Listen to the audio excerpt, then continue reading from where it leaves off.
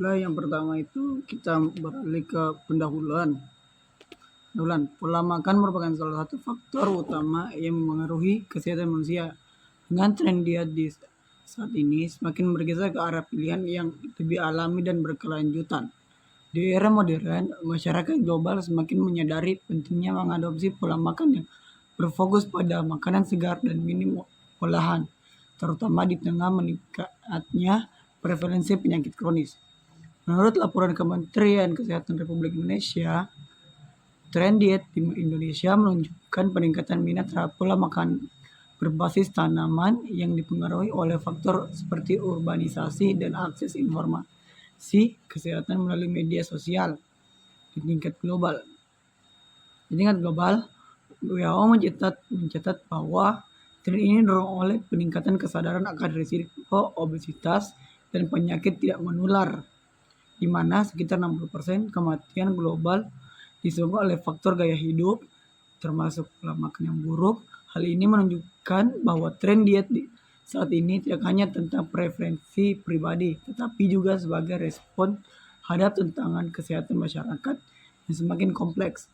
Pangan utuh berbasis tanaman atau plant-based atau berujuk pada pola makan yang menekankan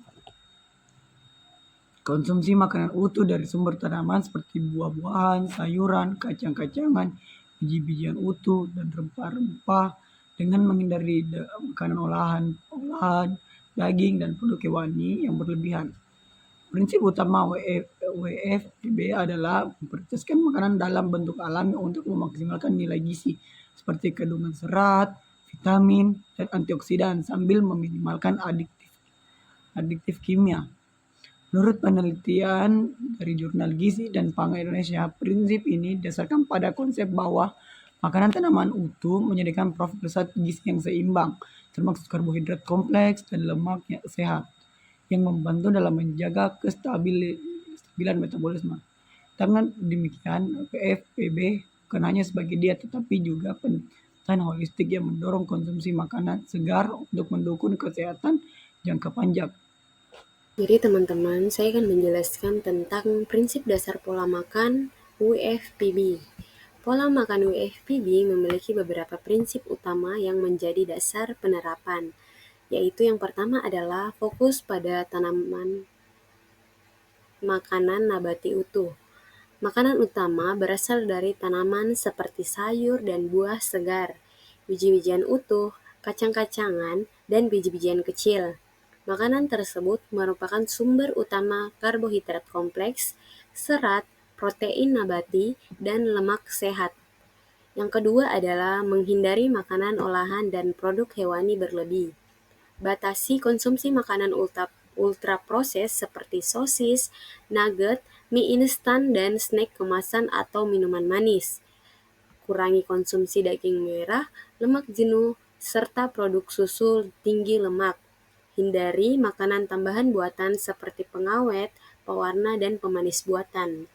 Tujuannya adalah untuk menjaga agar zat gizi alami dari bahan pangan tidak rusak akibat proses pengolahan yang berlebihan. Dan yang ketiga adalah mengutamakan kualitas bahan pangan. WFPB mendorong konsumsi bahan segar organik dan lokal. Contohnya menggunakan sayuran dari pasar lokal, buah musiman, atau hasil pertanian sekitar yang belum melalui proses industri. Hal ini menjaga kandungan gizi makanan, juga membantu mengurangi dampak lingkungan dari distribusi pangan jarak jauh. Makanan dalam bentuk alami dan seimbang. WFPB tidak hanya soal apa yang dimakan, tapi juga bagaimana cara mengonsumsinya. Artinya, mengatur porsi makan seimbang, menghindari penggunaan minyak dan garam berlebihan dalam pengolahan makanan, juga mengendapkan teknik memasak sehat seperti kukus, rebus, panggang tanpa minyak berlebih. Juga melakukan pendekatan holistik dan fleksibel, tidak menuntut pantangan total terhadap daging, tetapi menekankan pada dominasi pangan nabati. Fleksibel diterapkan sesuai budaya dan ketersediaan pangan setempat. Di Indonesia, prinsip WFPB dapat diterapkan dengan memanfaatkan bahan lokal seperti tempe, tahu, sayur, ubi, singkong, dan kacang hijau. Itu saja yang dapat saya sampaikan dan saya kembalikan kepada moderator.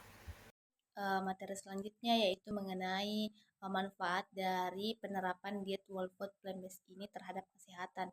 Yang pertama yaitu menurunkan risiko jantung, diabetes, dan obesitas. Diet ini membantu mengurangi risiko penyakit kardiovaskular melalui kandungan serat dan antioksidan yang tinggi yang menurunkan tekanan darah dan kadar kolesterol LDL. Hal ini terjadi karena makanan tanaman utuh seperti sayuran dan buah-buahan mengandung flavonoid yang berfungsi sebagai antiinflamasi dan memperbaiki kesehatan pembuluh darah sehingga menurunkan risiko penyakit jantung hingga 30% dibandingkan dengan diet konvensional.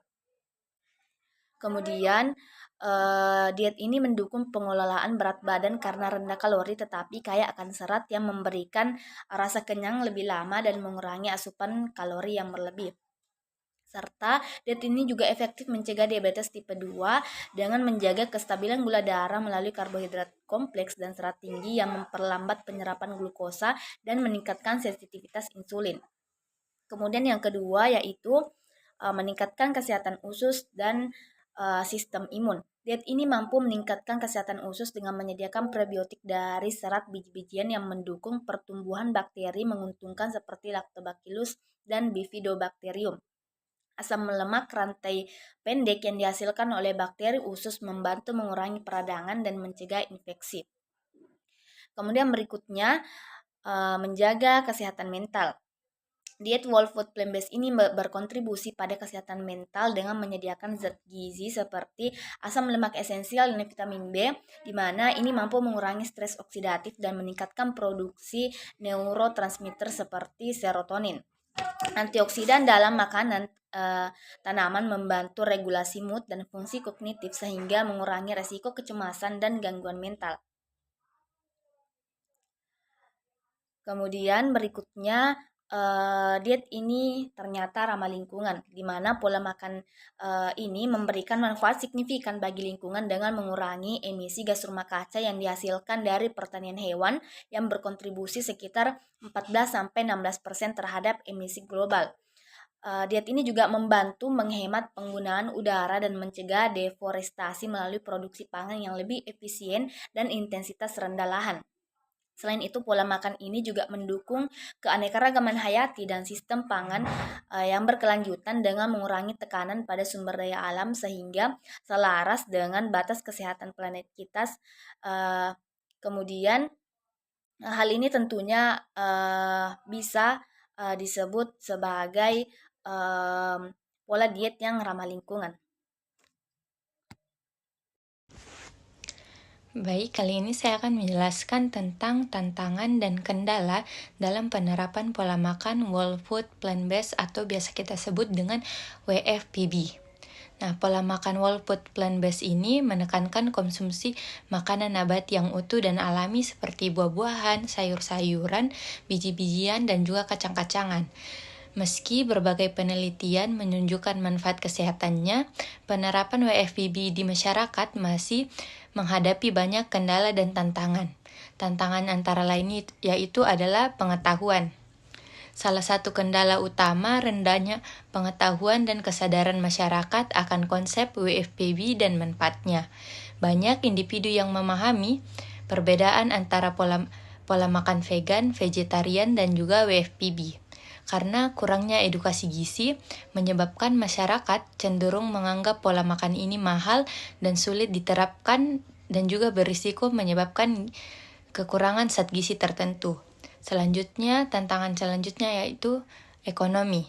Selain itu, ketersediaan bahan pangan dan utuh menjadi faktor pembatas, terutama di wilayah pedesaan atau daerah yang sulit diakses.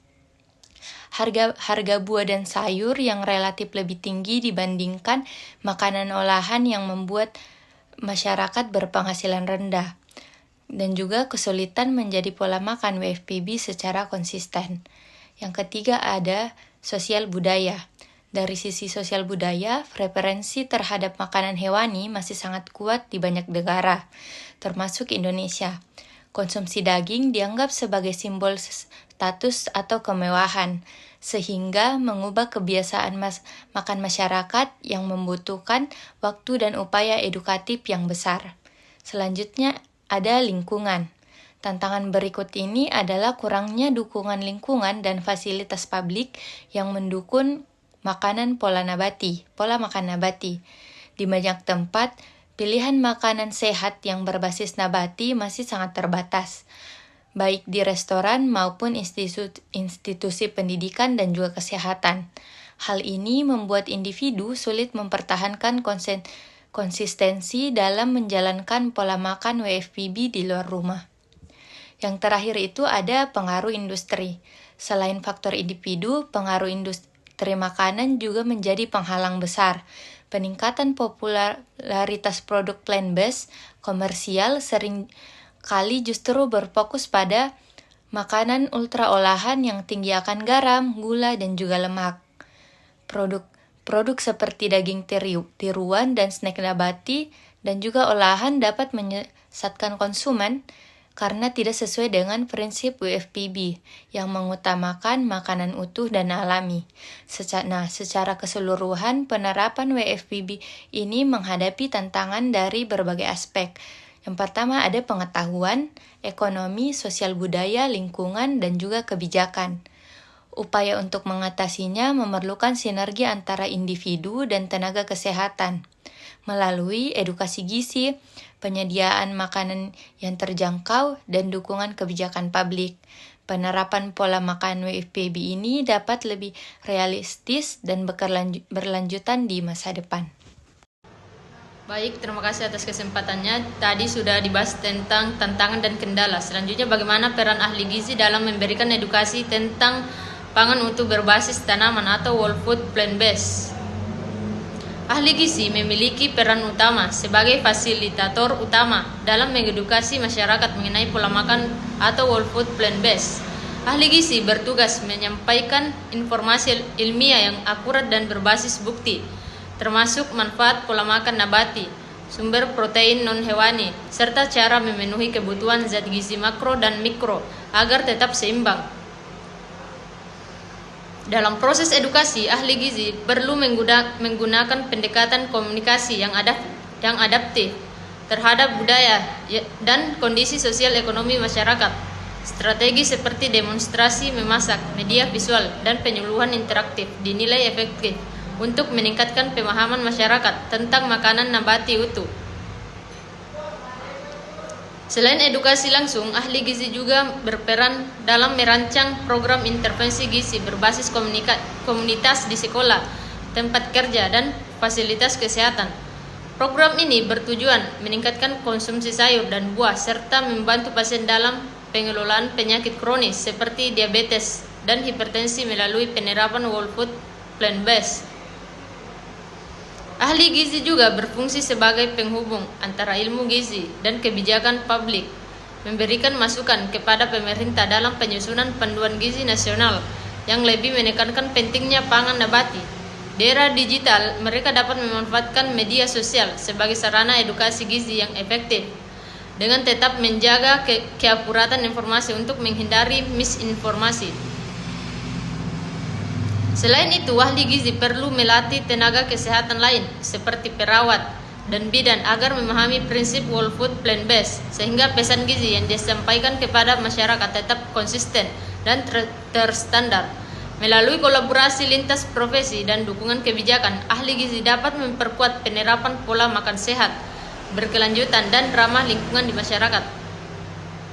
Baik, hanya itu yang bisa saya sampaikan. Apabila ada salah kata, mohon maaf. Sekian dan terima kasih. Saya kembalikan kepada moderator.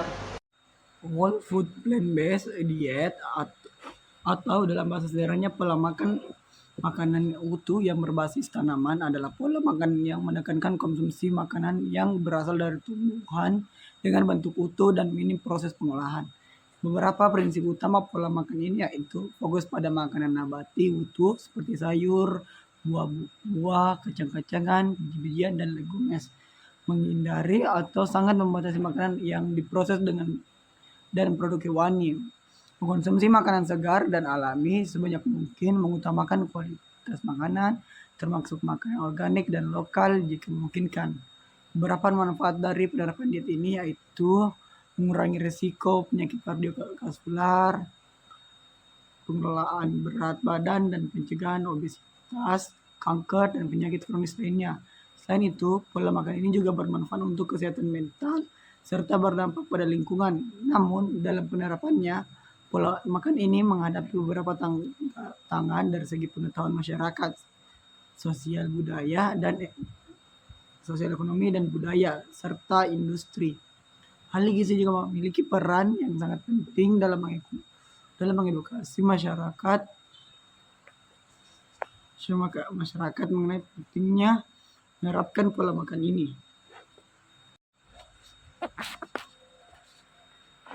Berdasarkan hasil pembahasan, disarankan agar pemerintah dapat mendukung pola makan whole food plant based ini dari segi kebijakan dalam upaya meningkatkan kesehatan masyarakat dan kesehatan lingkungan.